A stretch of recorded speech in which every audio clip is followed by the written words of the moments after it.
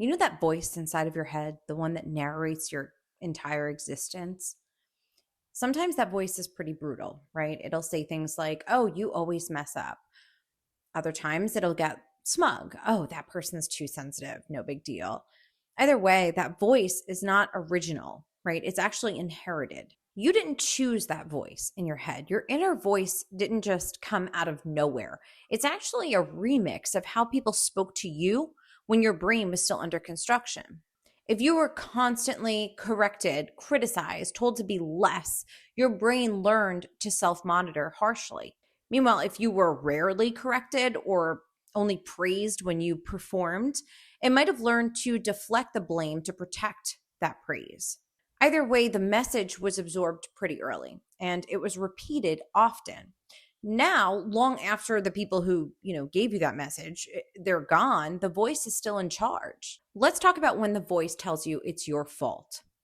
Now, for some of us, the voice is cruel. It jumps in pretty fast. It hits us below the belt, right? If you spill something, that voice screams, "Of course you did. You're a disaster," right?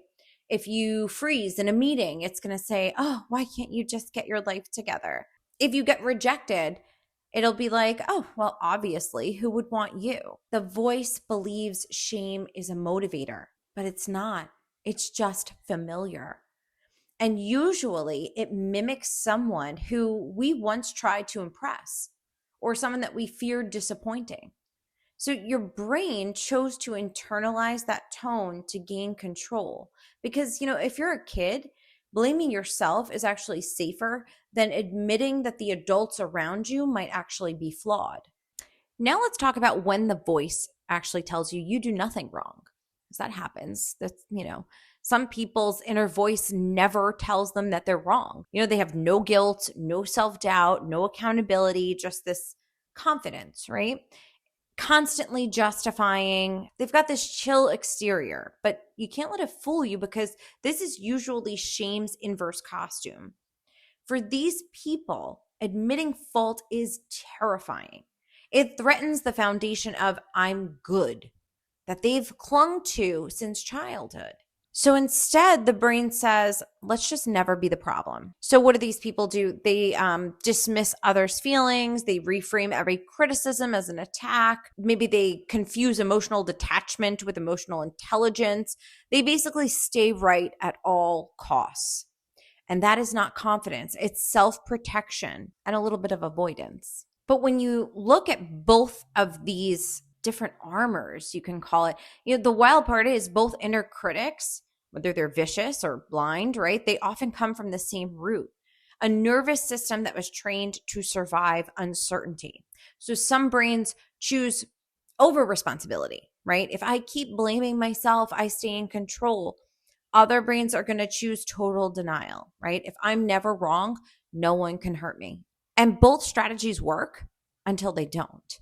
Until they sabotage intimacy, growth, honesty, until they make you believe the lie is you.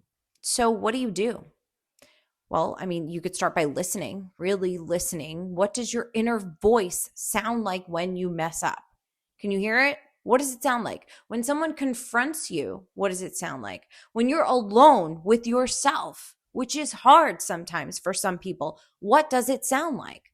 And then ask yourself, whose voice is that? Who does that sound like? Does that sound like my grandmother when I was younger? Does that sound like my dad? Does this belief serve me? If I talk to a friend this way, would I still have friends? Rewriting the script doesn't mean fake positivity. It means choosing a voice that reflects who you actually are, not who you had to be growing up. It sounds like I made a mistake, but I'm not worthless. It sounds like I might have hurt someone, but I want to understand how I did that. Being wrong doesn't make me unlovable. Your inner voice is going to stay with you forever. It is your lifelong narrator. So you can either keep replaying the old tape or you can start learning new lines. You're not doomed to sound like the voices you grew up around. You can be the first person in your life who actually talks to you with honesty and grace at the same time. And that's the voice that's worth listening to.